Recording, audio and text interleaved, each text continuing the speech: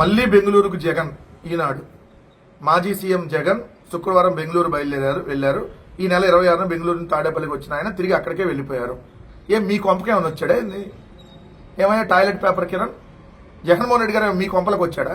ఆయన బెంగళూరు పోతే దాని పెద్ద వార్తగా మళ్ళీ బెంగళూరుకు జగన్ రాయాలి కదా. ప్రతి వారం హైదరాబాద్లో సేద తీరుతున్న చంద్రబాబు నాయుడు గారు, వీకెండ్ వస్తే స్పెషల్ ఫ్లైట్లు వేసుకొని వెళ్తున్న చంద్రబాబు నాయుడు, ఫామ్ హౌస్లో ఏం చేస్తున్నాడో తెలియని పవన్ కళ్యాణ్, ప్రభుత్వ ధనాన్ని దుర్వినియోగం చేస్తూ వారం వారం హైదరాబాద్లో ఉంటున్నటువంటి చంద్రబాబు నాయుడు, పవన్ కళ్యాణ్, ముఖ్యమంత్రి, ఉప ముఖ్యమంత్రి బెంగళూరు వెళ్ళిన జగన్ అని రాసినప్పుడు మరి ఇవన్నీ రాయాలి కదా మీరు.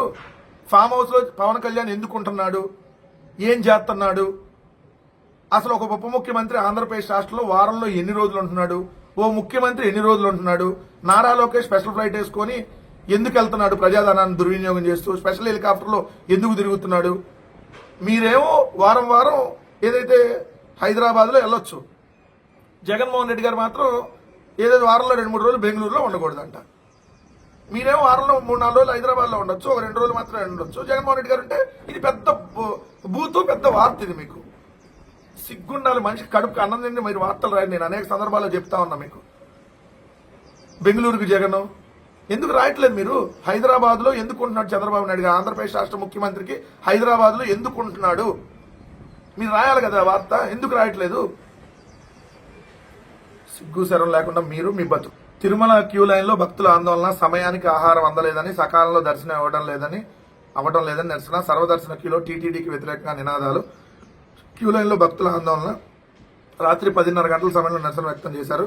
టీటీడీ చైర్మన్ డౌన్ భక్తులు సౌకర్యాలు కల్పించాలి, పసిపాపలకు పాలు అందించాలి, ఆడవాళ్ళకు ప్రత్యేక దర్శనం చేయించాలి, అధికారులు రావాలి, భక్తులను కాపాడాలంటూ క్యూ లైన్లో నినాదాలతో హోరెత్తించారు.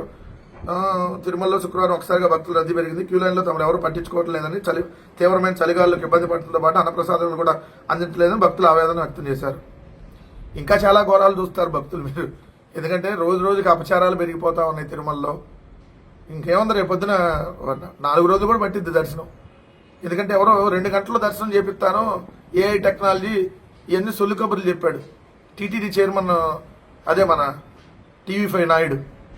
ఏమయ్యా మరి భక్తులకు సౌకర్యాలు, నువ్వేమో ఇక్కడ ఛానల్లో కూర్చొని మీరు మీ వాళ్ళు పెద్ద మామూలుగా అసలు ఈ రాష్ట్రాన్ని ఉద్ధరించిన వాళ్ళలాగా అవతలాలను బూతులు తిడతా మీ యాంకర్లు, మీరు చేసే వార్తలు మరి ఇదేంటి బ్యాన్ రైట్ మీద పెట్టి మీకు సిగ్గు శరం ఏమైనా ఉంటే టీవీ5 నాయుడు, నీకు ఆ ఛానల్లో పనిచేసేటటువంటి ఎవరైతే మీ యాంకర్లు సొల్లు పురాణం చెబుతూ ఉంటారు కదా, ఆ సొల్లు పురాణం చెప్పే వాళ్ళకి ఇది అసలైనటువంటిది ఏం జరుగుతుంది, తిరుమలలో భక్తులకు సంబంధించి ఎటువంటి ఇబ్బందులు పడుతున్నారనే దాని మీద మరి మీరు డిబేట్ పెట్టి చేయండి.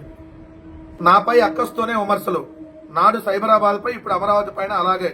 ఎన్డీటీవీతో సీఎం చంద్రబాబు. నాడు సైబరాబాద్ నిర్మాణ సమయంలో తనపై విమర్శలు చేసినట్టే నేడు అమరావతి విషయంలో చేస్తున్నారని ముఖ్యమంత్రి చంద్రబాబు నాయుడు పేర్కొన్నారు. సొల్లు పురాణం 1, సొల్లు పురాణం 2. అప్పుడు కూడా ఇదే సైబరాబాద్ ఇది కట్టాడంట.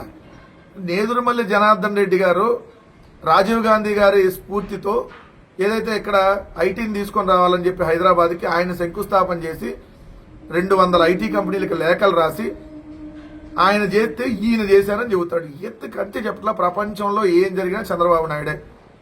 ఈ రాష్ట్రంలో ప్రజలందరూ బతికి బట్టగలిగారంటే చంద్రబాబు నాయుడు గారే. అసలు ఈ అమెరికా అందరూ పోయారు ఆంధ్ర వాళ్ళంటే చంద్రబాబు నాయుడే. సెల్ ఫోన్ కనిపెట్టింది ఈయనే. హైదరాబాద్ ప్రపంచ పట్టణం కనిపెట్టింది ఈయనే. సంక్రాంతికి ఊళ్ళెళ్ళి సాంప్రదాయాన్ని భువనేశ్వర్ గారే స్టార్ట్ చేశారని చెప్పాడు ఈయన ఒకసారి. అసలు ఎట్ట నాకు అర్థం కాదు. ఇప్పుడు అంటే ఈయనపై అక్కస్తో విమర్శలు చేస్తున్నారంట. లోకేష్ కష్టపడుతున్నారు, రాజకీయాల్లో యువత రావాలి. లోకేష్ స్టాన్ఫోర్డ్లో చదువుకుని వచ్చిన తర్వాత ప్రజాసేవపై మొగ్గు చూపారు. తనను తాను నిరూపించుకోవడానికి నిరంతరం కష్టపడుతున్నారు. కష్టపడినవ్వండి, మార్పుని ఎవరు ఆపలేరు. కానీ మంచి నాయకులు తయారు చేయడం చాలా ముఖ్యం. ఆయన ఒక నాయకుడు, నువ్వు ఒక నాయకుడు, సరిపోయారు ఇద్దరు. అమరావతి ఆదాయం సంక్షేమానికి మార్గం. అమరావతి ఆదాయం ఎప్పుడు వస్తుంది, ఎట్టొచ్చిందంటే ఆయన చెబుతాడు. రాష్ట్రానికి అమరావతి ఇప్పుడు ప్రభుత్వం తరపున డబ్బులు ఖర్చు పెట్టట్లేదంట. అమరావతికి రైతులు 33,000 ఎకరాలు ఇచ్చారు.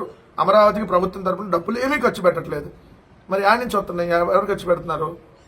ప్రపంచ బ్యాంక్ నుంచి 15,000 కోట్ల అప్పు, హడ్కో నుంచి 11,000 కోట్ల అప్పు, జర్మనీ సంస్థ కేడబ్ల్యూఎస్ నుంచి 5,000 కోట్ల అప్పు, మొన్న బడ్జెట్లో 6,000 కోట్లు పెట్టి 2,000 కోట్లు రిలీజ్ చేసింది. ఈ రూపాయి కూడా అమరావతికి ఖర్చు పెట్టాలి. అంతకుముందు 5,000 కోట్ల అప్పులు తెచ్చి ఖర్చు పెట్టినాయి. ఈ ఎన్నాళ్ళు అబద్ధాలు ఆడతావు చంద్రబాబు నాయుడు గారు? అసలు సిగ్గని కూడా అనిపించదా? తర్వాత నువ్వు ఈ వార్తలు చదువుకోవా, నేను ఇట్లా మాట్లాడానే అని నవ్వుకోవా? ఇంత అబద్ధాల పచ్చి అబద్ధాల కోరు, పచ్చి దగాకోరు ఈ దేశంలో ప్రపంచంలో నువ్వు తప్ప ఎవడుండడు. అమరావతికి రూపాయి ఖర్చు పెట్టలేదంట ప్రభుత్వం. మరి ఆయన నుంచి వస్తున్నాయి, ఎవరు ఖర్చు పెడుతున్నారు ఇవన్నీ? లక్షల కోట్ల అప్పులు ఎవరి నుంచి ఎవరు కట్టాలి రేపొద్దున? నువ్వు నీ కొడుకు కడతారు హెరిటేజ్ నుంచి.